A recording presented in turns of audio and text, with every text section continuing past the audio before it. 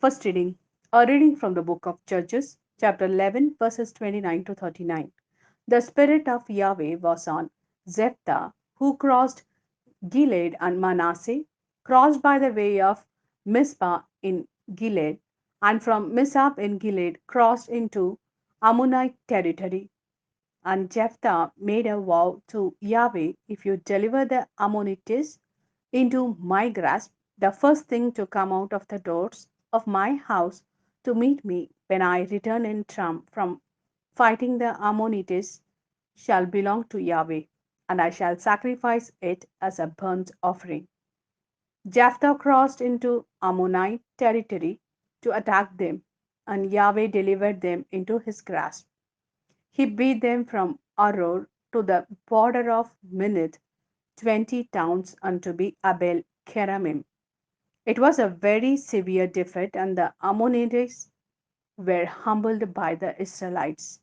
As Jephthah returned to his house at Mizpah, his daughter came out to meet him, dancing to the sound of tambourines. She saw his only child apart from her. He had neither son nor daughter. When he saw her, he tore his clothes and exclaimed, O my daughter, what misery you have brought upon me! You have joined those who bring misery into my life. I have made a promise before Yahweh which I cannot retract. She replied, Father, you have made a promise to Yahweh. Treat me as the promise that you have made requires, since Yahweh has granted you vengeance on your enemies, the Ammonites. She then said to her father, Grant me this. Let me be free for 2 months. I shall go and wander in the mountains, and with my companions bewail my virginity. He replied, Go, and let her go away for 2 months. So she went away with her companion and bewailed her virginity in the mountain. When the 2 months were over, she went back to her father, and he treated her as the vow that he had uttered bound him. She had remained a virgin, and hence the custom in Israel. This is the word of Lord. Thanks be to God. A reading from the Gospel according to Matthew, chapter 22, verses 1 to 14. Jesus began to speak to them in parables once again. The kingdom of heaven may be compared to a king who gave a feast for his son's wedding. He sent his servants to call those who had been invited, but they would not come. Next, he sent some more servants with the words, Tell those who have been invited, Look, my banquet is all prepared. My oxen and fattened cattle have been slaughtered.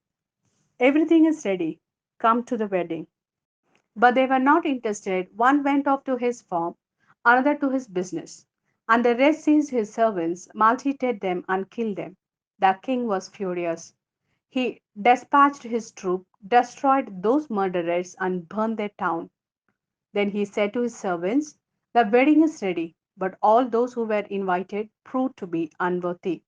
Go to the main crossroads and invite everyone you can find to come to the wedding. So these servants went out onto the roads and collected together everyone they could find, bad and good alike, and the wedding hall was filled with guests.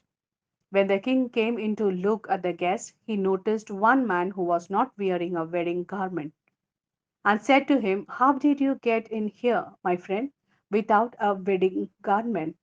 And the man was silent. Then the king said to the attendants, Bind him hand and foot and throw him into the darkness outside, where there will be weeping and grinding of teeth. For many are invited, but not all are chosen.